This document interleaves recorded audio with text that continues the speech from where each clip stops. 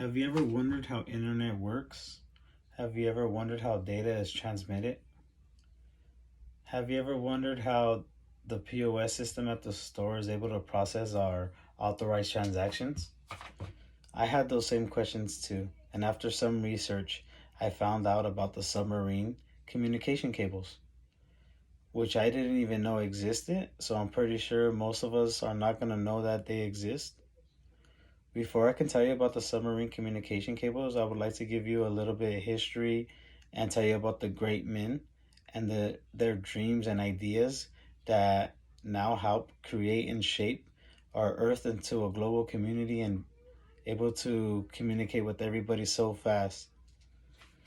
So in 1830, William Cook, an English inventor, and Charles Wheatstone, an English scientist, created the telegraph invention. Basically, before the telegraph invention, you would have to handwrite a note, give it to somebody for physical transportation, and they would have to deliver it to the destination, which could take weeks, a more remote location, months. So in 1853, Frederick Gibbsborn connected Nova Scotia and Newfoundland. But in 1853, his company went bankrupt. So he went to America to go meet Cyrus Westfield. According to the Atlantic Cable.com, they were the first company in 1850, and they still work today in optic fiber communication.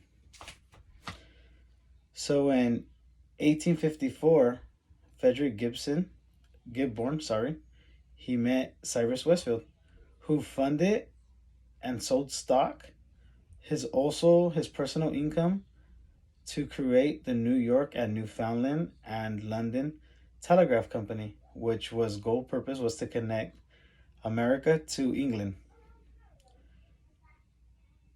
On July 29th, 1858, USS Niagara and HMS Agamemnon met in the center of the Atlantic and connected both cables. After 3 failed attempts, finally they were able to get it going. And then August 16th, 1858, the Queen of England, Victoria, sent our U.S. President James Buchanan a telegraph. Cited by the Library of Congress, it stated, "God's the greatest and highest on earth, goodwill towards men," which is very powerful if you ask me. So now we're going 150 years into now, which we still use these cables. But now all these cables are basically optic fiber, which is as thin as our hair on our head.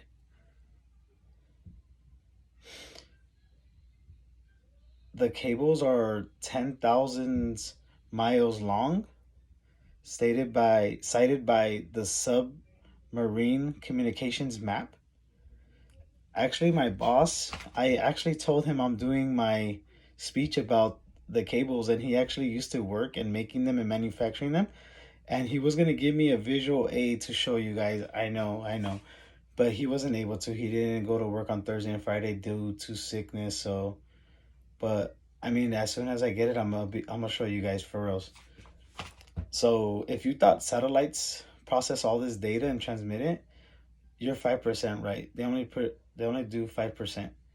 The other 9% are through the cables. Basically, the cables, as they say, cited by the U.S. government, I would say, is that it's cheaper and faster to lay the cables. I've actually watched some YouTube videos, which I'm gonna put on my post as a comment.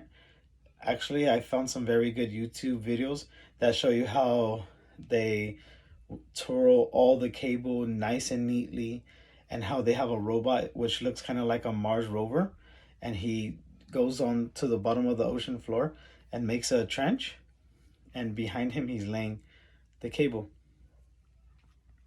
So for my visual aid, which I am going to get to in a few minutes or seconds, I would say, is basically the letter from the Queen or the message from the Queen.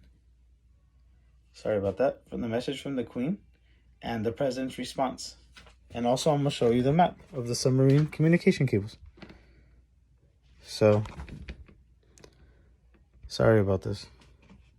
So that's the letter from the Queen, cited by the Library of Congress, the Queen's message, the President's reply, and also the submarine communication cables. All of those are the cables.